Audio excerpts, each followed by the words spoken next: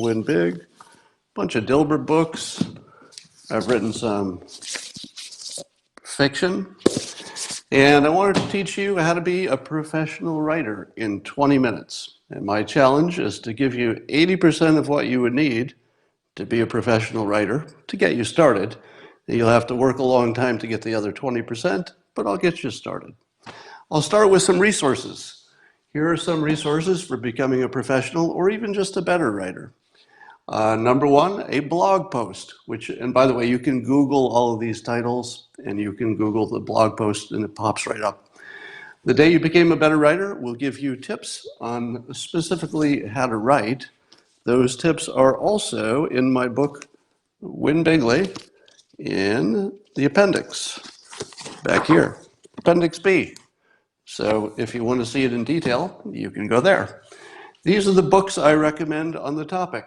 Stephen King wrote a book about how to be an author. It's a great book, and it's got some tips that I'm going to share with you in a minute. There's a book called Getting Your Book Published for Dummies, written coincidentally by my actual publisher. So I can verify that this is real good information, and I believe I have a book a blurb on the back of that book. Writers Market 2019. The date changes every year. They update it. That's a book you want to look at to find all the places to submit your material. So it'll tell you where to submit to get published. It'll tell you where to submit to agents, book agents, publications of all kinds. So that's the source. This book, Writer's Market, is what made me a professional cartoonist. There's a similar book by the same folks called Artist Markets, and I use that version. But if you want to be a writer, you want the Writer's Market. Then this last one here, where it got a little bit erased, is supposed to say, Save the Cat. That's the best book to start to learn how to be a script writer. Save the Cat. Save the Cat refers to a particular technique in writing movies and TV. So this one will get you started and gives you the structure of all movies and scripts. So this is the Bible for beginning to be a writer for movies and TV. Now, these are your sources, but if you wanted to talk to somebody live, and of course this is part of my reason for giving this lesson, you could use an app that my company makes. I'm a co-founder, and it's called the Interface by WhenHub app. I will be on it. I've scheduled my time for right after this lesson. And you can find me, just download the app, Interface by WhenHub. You can find it in the app stores. And you can jump on here, and if you look at the bottom, there's a little place you can schedule to talk to me live as soon as I'm done here on the topic of writing. There are a number of other types of writers on here. There are script doctors, there are grant writer experts, etc. So if you wanted to talk to a real live person and pay for the time, use this app. You see the amount that they're charging, and you can be connected immediately for a video call, but you don't have to exchange personal information. The app keeps you anonymous as much as you want to be anonymous. All right, so these are the main sources. And now let's jump right in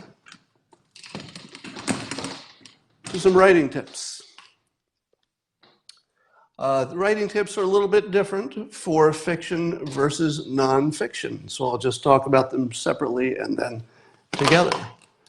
For fiction, the best thing you want to do is read a lot of fiction, because if you don't read a lot of fiction, you don't know how to make it. You could probably pick up a college course and, that'll give you some practice and some more tips. But here are the big things. Here are the main things you need to learn to be a good writer. You want interesting characters. If you look at the Dilbert comic, you can tell that all of the characters in the Dilbert comic have a stereotypical trait.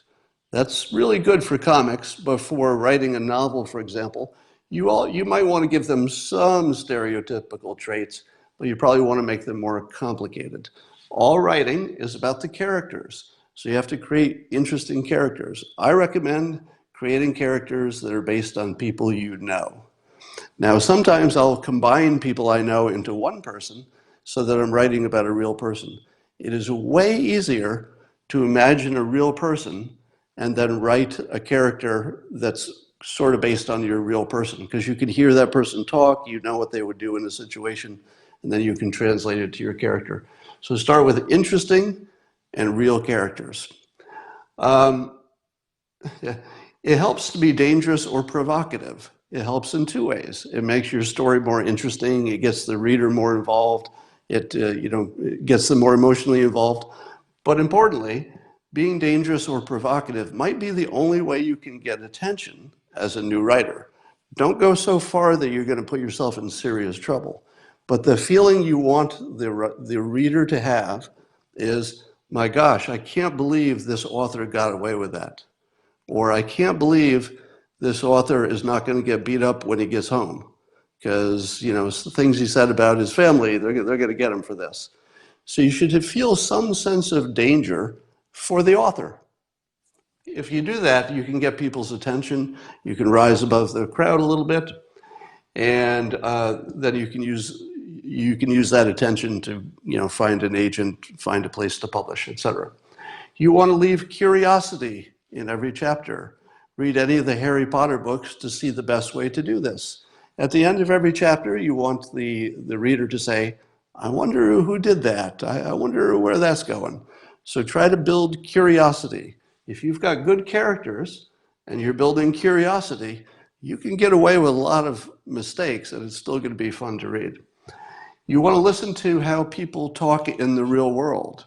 People do not talk in the real world the way your first instinct might be to write dialogue. Because if you're writing dialogue, you might say, well, I'll have somebody ask a question, I'll have somebody answer a question. In the real world, people are very defective. And even if you ask a question, they will usually answer a different question. Or they will ask you a question like you hadn't even asked the question.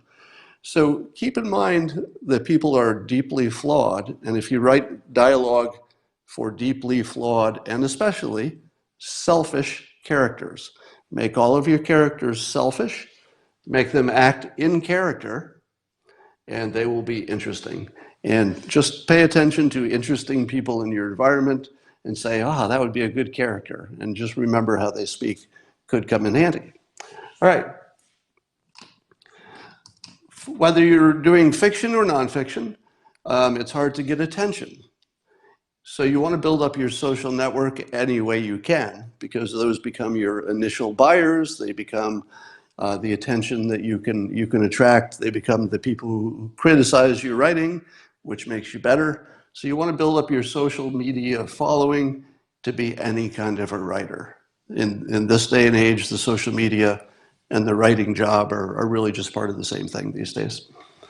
For nonfiction, here's a little tip that might apply more to nonfiction. I think it applies to fiction as well. Your editor will definitely make suggestions to your first draft that you are not going to like. And you will be sure that these are not good suggestions. Trust me when I tell you that the editors are better at this than you are. They're reading it as readers. You're writing it as the author. You don't have the perspective they have. And if your editor is even a little bit good, they're going to ask you to make very painful changes, but you should do it.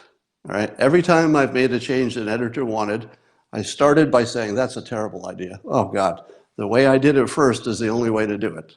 And then I think about it for a week, and then I say, damn it, my editor is right again. Trust your editor. They're almost always right. Now, when you get to my level of let's say, writing, my editor will take my opinion a little more seriously, but when you're new at it, you might want to let your editor take the lead. All right. Write in simple sentences. This is especially true for nonfiction. Nonfiction, I think of as business writing, writing a news article, or writing humor. These are all things which a simple business-like sentence is perfect. So you want to keep things simple.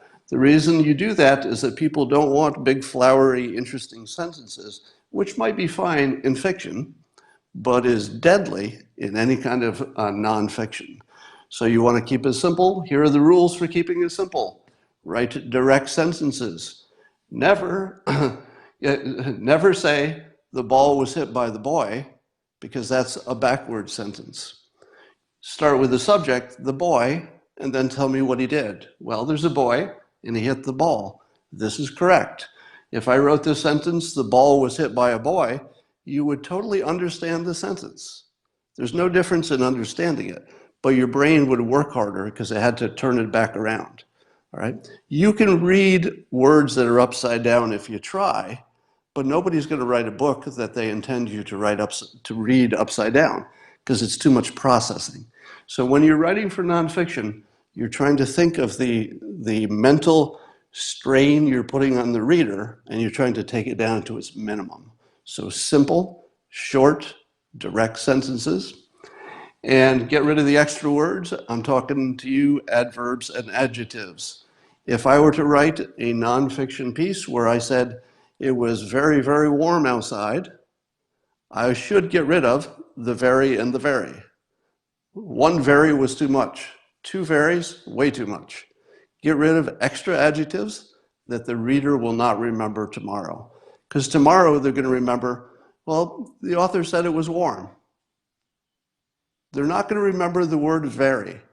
If you don't think they're going to remember that word, and it doesn't have much of a change in the meaning, get rid of it. Your reader will remember something like 10% of what you write for nonfiction. So you want to make sure that the parts that they remember are the parts you want them to remember. Get rid of all the extra stuff. A little rule I use here is to imagine that every word is a $100 value to you if you take it out. So if somebody said to you, here's your sentence, if you get rid of this adjective, I'll give you $100. I'll just reach in my pocket and I'll hand you $100. All you have to do is get rid of this extra word. Would you do it? Now, if that word is important, you'd say no, because I don't want to look like a fool. This sentence would make no sense if I take that word out. But if the sentence still makes sense without that word, and that's usually an adjective or an adverb, take the $100. It's a great tip. Would you take $100 to get rid of this word? If the answer is yes, get rid of it. All right, make your first sentence extra good. You want people to be curious, excited, mad. You want to provoke them. You want to engage them in your first sentence or two. I will spend as much time on the first sentence of a piece, writing it, rewriting it, rewriting it, rewriting it, until it's great. Don't even write the second sentence until you can make a great first few sentences. That's very important. Somebody here is, in the comments, I'm seeing somebody is prompting me to say that you should write in a visual way. That is correct. If you can tell a story in pictures so that the person is imagining the scene, you're way ahead. People will be more engaged. They will remember it. Don't talk in concepts, because people don't understand concepts. They don't understand them when they read them, and they don't remember them later. But if you can turn that concept into an anecdote, a story, something with a picture, maybe an analogy. Analogies are good for explaining new concepts. They're not good for persuasion. Then that's good. All right, write for the reader, not for yourself. Sounds obvious, right? It's one of the hardest things to learn. You tend to write what you would like to read. Generally speaking, you are not like the people who are reading it. There's something about you that makes you a writer, and the way you think is probably more unique than you think. Write for the people who are reading it. If they have a lower level of education, write to that. If they don't have a sense of humor, don't put a joke in there.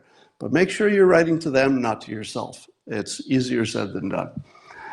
A good idea is better than talent. And what I mean by that is and this is for nonfiction. If you're not very good at writing, and you're not great at forming even a sentence, but your idea is really good, you are still going to get published. And I'll tell you more about that in a minute. But the publications, the lower end publications, let's say trade magazines, local newspapers, college newspapers, or even a blog, they're starving for content. If you have a new idea, a fact that nobody's talked about, a big idea, something that's just a good idea, you take that, you write it up, you submit it to whichever publication, and that publication will say, this writing is terrible, but I love the idea. And they will contact you and they'll say, we will buy your writing if you'll let us edit it heavily. You, if you're smart, say, absolutely, are you still going to pay me the same amount? They will say, yes, we will pay you the same amount, even though we're going to rewrite a lot of it. So don't be perfect, just have a good idea. Your editors can fix that for you. You want to find your voice. When you read my writing, in let's say this book would be a good example, one of my latest, or actually my latest, you'll feel like you're almost listening to me. It takes a long time to find your voice, but you want to write in a way that somebody knows the author, this is for nonfiction, at the same time they're getting the information. Now, you don't have to do that. If you're writing for a newspaper, maybe you want to take your personality out of it a little bit, but the reader will enjoy it more if they can imagine you saying it. If they see you, hear you, know you by the words you put on the page, then you're nailing it. That's called the voice. The reason that I got selected from obscurity to become a famous cartoonist is that one of the editors who I submitted my material to heard my voice. That's the best way I can say it. There was somebody who looked at my crude, terrible comics, the very first ones I ever submitted. They were poorly constructed in every sense, but the editor could hear my voice. And that's what she said when she called me. It's like, I hear a voice. And now that's very difficult to achieve, and you got to work on that for a long time. All right, so those are your main tips. I'm going to talk about Stephen King's advice for working your way up the, let's say, the writer's ladder, the career ladder. What you want to do is write something at the lowest level you can get it published to practice. First of all, you want to practice, practice, practice. And then if you succeed at some lower level, you have a portfolio, something you can show to somebody at a higher level. For example, if you wrote something for your college paper, you would have something to take to your local newspaper and say, look, college paper like me, here's my best article. If they like it, they might ask you to write something. So that's how you work your way up. You could start a blog or write on someone else's blog. And then if you've got a good social media following, or even if you just pick the right hashtag, got a good idea, got a little viral action on your writing on your blog post, then you have that to, again, take to a publisher, take to a higher level publication. Publishing things in trade magazines, in other words, some industry, corporate idea is way easier than almost any other kind of publishing. They're starving for good ideas, and they will help you rewrite it if it's not great. They just want a good idea that fits within their trade magazine, and you have a very good chance of breaking in. So you work your way up little by little, by small successes. So those are a few of the tips. Let me give you some more. You want to develop a writing system. And by that I mean, there should be something that you do every day in a similar way that through trial and error allows you to write well. Here are some of the things you should think about. Most writers, and I would say every writer I've ever talked to, follows the same pattern. They either get up super early and they work from, it's not unusual for a professional writer to start at 4 a.m. and do most of their work before 8 or 9 a.m. That's very common. Part of that reason is that the phones are not ringing, there's nobody else in the house who's awake to bother you, and you can just focus on this thing. It's also true that your energy and your brain, depending if you're a morning person, all right, this is where the experimentation comes in, For most people who are writers, they are morning people, or they've made themselves morning people, if that's possible. But the other way you can go is late at night. And it tends to be a similar effect. So you can either start at 4 in the morning or 5 or 6 in the morning, early, or you also see writers who will start at maybe 10 o'clock at night. The rest of the family's in bed. It's all their time, and they can write until 2 a.m. So that's typical too. What you rarely see is a professional writer who wants to write in the afternoon, because your mind is not there, the distractions are everywhere. So make it a habit to get up early and write, even if it's just for practice. All right, make sure that when you're writing, you have a comfortable place to sit that's like a professional, serious chair. And here's the weirdest little tip. Keep your feet flat on the ground. Now, I know what you're going to say. I don't like to sit that way. You're going to say, I like to lean back on the couch. I like to put my feet up. I like to cross my legs. Don't do it. Or at least experiment with this. You will find that if you put yourself in the physical situation of being completely engaged, meaning that your posture is good, your feet are on the ground, and you're looking at your computer, you will be much more productive.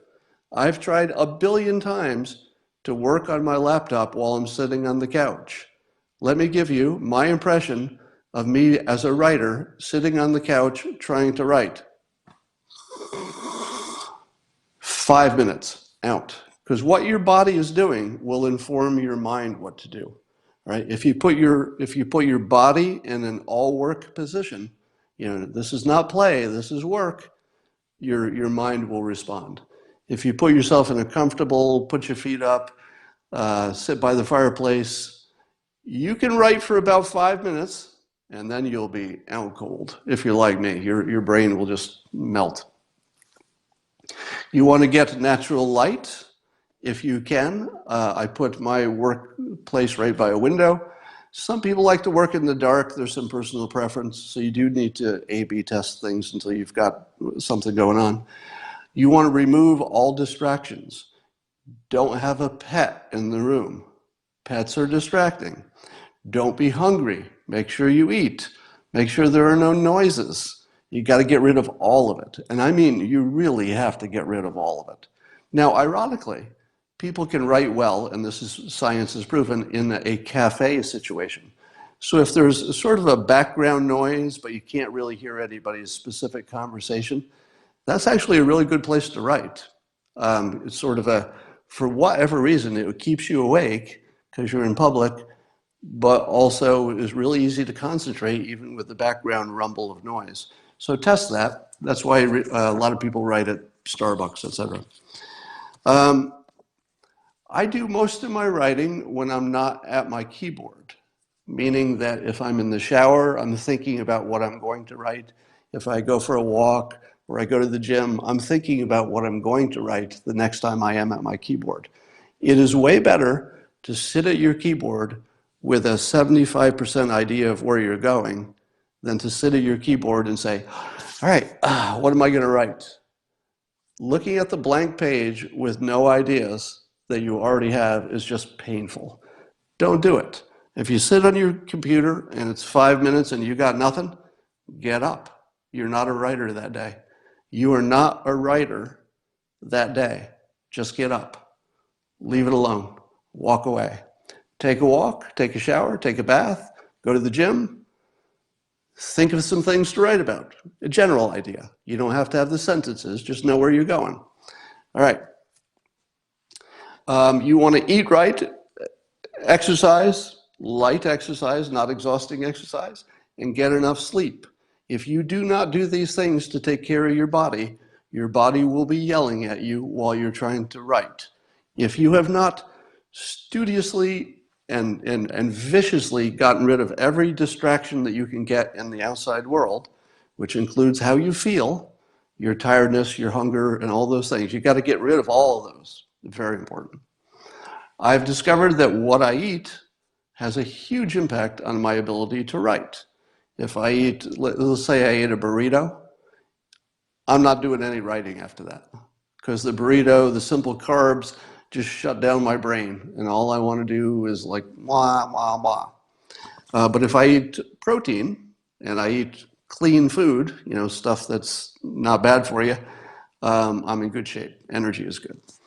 All right, here's another tip.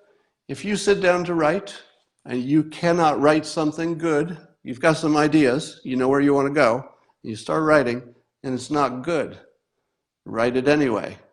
Let's say you sit at your keyboard, you still have a general idea where you're going, but you can't think of how to start. Just start. Just start writing. Write something bad to write something good. It's one of the best pieces of advice you will ever get. If you can't write something good, write something bad right away.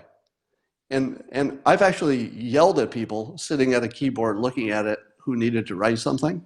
It's like, if you're sitting there, you're not a writer. These fingers need to be going if you're at the keyboard. Otherwise, walk away. Walk away. Write and then fix it. Write and delete it. Write and then fix it.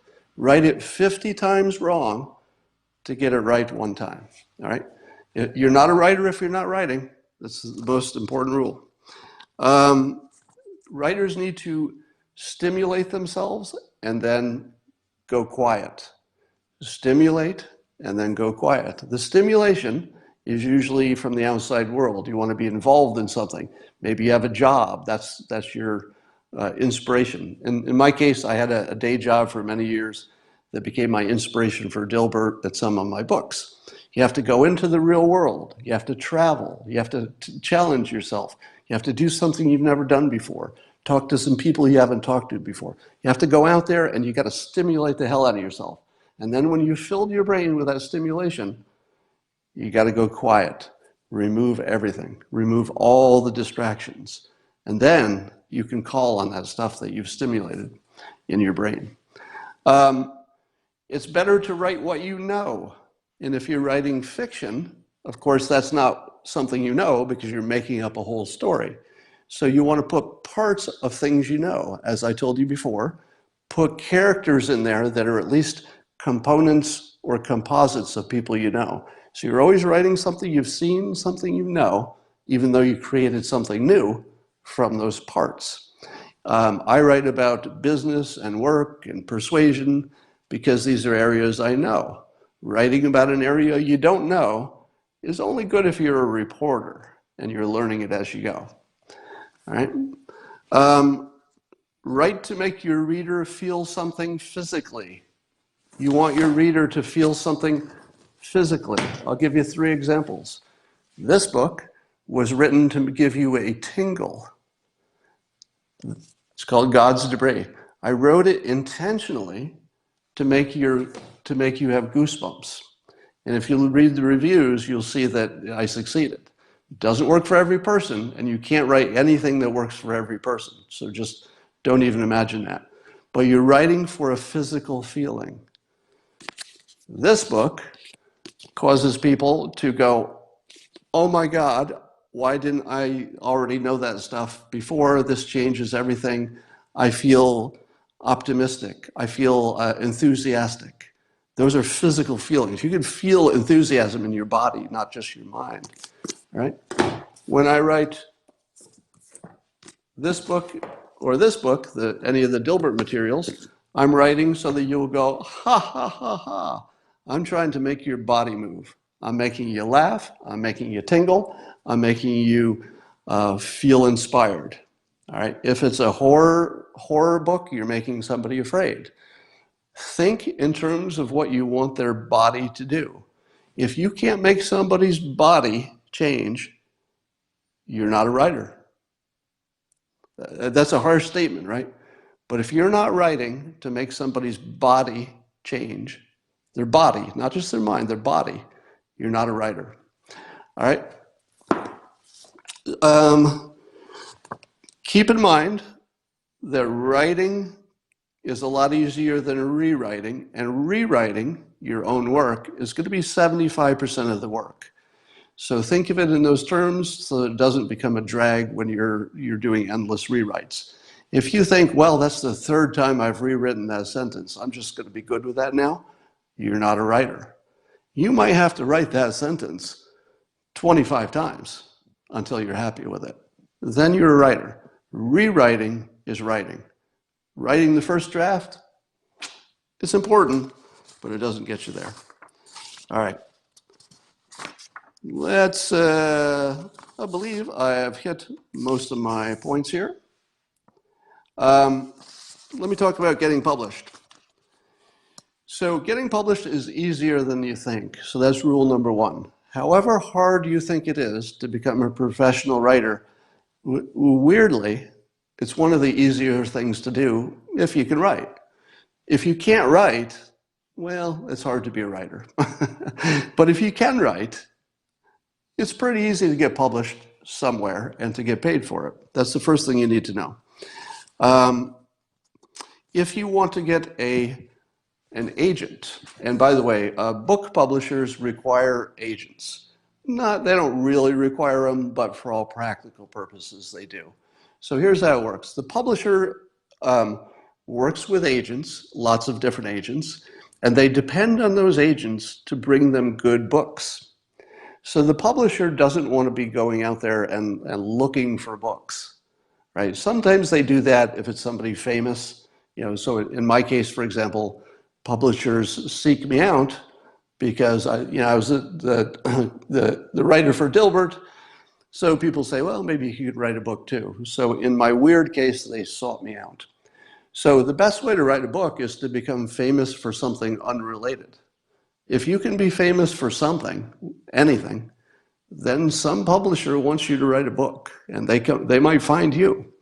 But if you have written something or want to write something, and you want to get an agent who can get you a publisher, the first thing you need to know is that the agents act as sort of like your lawyer, a little bit like a business manager, but not really, and a little bit like an agent.